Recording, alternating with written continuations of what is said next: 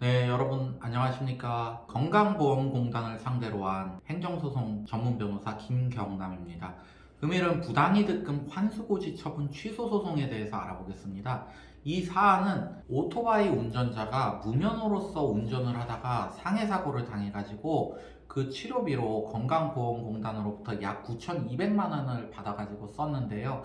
그 치료 종결 후에 보험사가 이제 환수 고지 처분을 한 것이죠. 부당하게 수령을 했으니까 반환하라. 이 취소 소송을 다퉈가지고 승소한 사례를 금일 소개해드리도록 하겠습니다. 흔히들 교통사고나 상해 사고 이후에 병원 치료비를 건강보험급여로 처리하는 경우가 많습니다. 그런데 치료가 종료될 무렵 건강공단보험 측에서는 이 사건 사고가 고의 또는 중대한 과실로 인한 범죄 행위의 그 원인이 있거나 또는 사고 자체가 그냥 고의로 일어났다.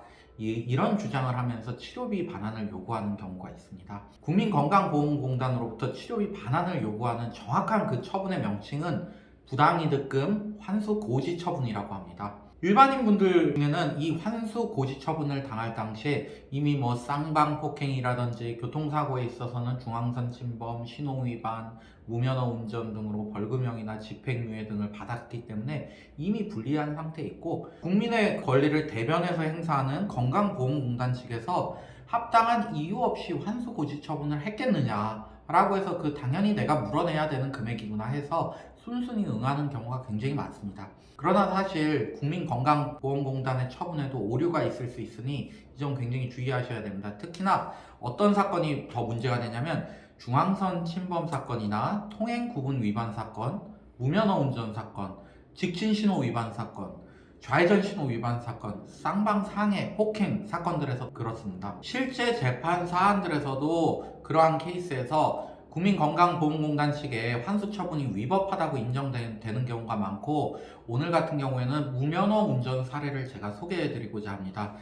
오늘 소개해드릴 사건의 원고분께서는 새벽 3시에 원동기 자전거 면허, 즉 오토바이나 이륜차 면허 없이 오토바이나 이륜차를 몰고 가다가 전방 주시 의무를 태만히해서 그 도로와 인도 사이에 이렇게 올라와 있는 부분 있죠. 그 연석 부분을 충격하고 이런 뇌손실 상해를 입게 되었습니다. 이 과정에서 국민건강보험공단 측으로부터 9,200만 원의 보험급여를 받고요. 그것으로 치료비를 냈습니다. 치료를 마칠 무렵에 건강보험공단에서는 무면허 운전은 도로교통법 43조가 금지하고 있고 처벌 조항도 두고 있다. 또한 무면허 운전으로 사고가 났을 때는 교통사고 처리법 특례 제3조 2항 단서에도 해당해가지고 처벌을 받는다. 그러므로 이건 고의에 의한 범죄 행위다. 왜? 무면허 사실을 본인이 누구보다 잘 알고 있었을 테니까. 그래서 고의에 의한 범죄로서 이것은 환수 고지 대상이 된다 라고 하면서 징수 처분을 내린 것입니다. 결국 원고분께서는 변호사를 선임해서 이런 부당이득금 환수고지 취소소송을 제기하고 그 결과 승소를 할 수 있었고, 결국 환수금 납부를 면할 수가 있었습니다. 승소 이유는 우리 법원이 사고가 원고의 과속 및 이런 미숙 운전으로 인해서 발생한 사실은 인정할 수 있는 한, 그렇지만 그 교통사고가 오로지 또는 주로 원고의 무면허 행위만으로 이루어진 것으로는 볼 수 없다. 그렇게 판단을 했습니다. 즉, 이 논거가 뭐냐면 이 사건 사고가 새벽 3시에 일어났습니다. 새벽 3시에는 굉장히 껌껌하죠. 그러니까 기상 상황이 안 좋은 것이죠. 당연히 전방 시야가 상당 부분 가렵겠죠. 그것은 본인이 컨트롤할 수 없는 외부적인 요인이잖아요. 사람이 운전면허를 취득하지 않았다는 부분에는 고의 또는 중과실 당연히 있겠죠. 있다 하더라도 그것에 경합해가지고 외부적 요건이 들어와서 이 사건은 발생했기 때문에 주로 또는 전적으로 원고의 과실만으로 발생할 수 없다고 본 것이죠.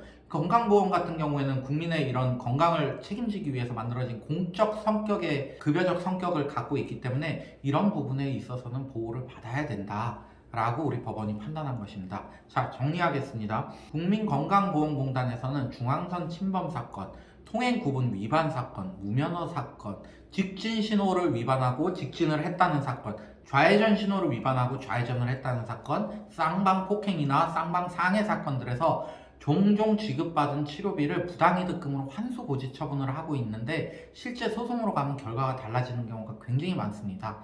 이 환수고지 처분 사건은 환수액이 통상 굉장히 높은 사건이지만 승소 가능성이 높으므로 꼭 전문 변호사와 상의하셔가지고 사건 진행하시기를 추천드립니다. 감사합니다.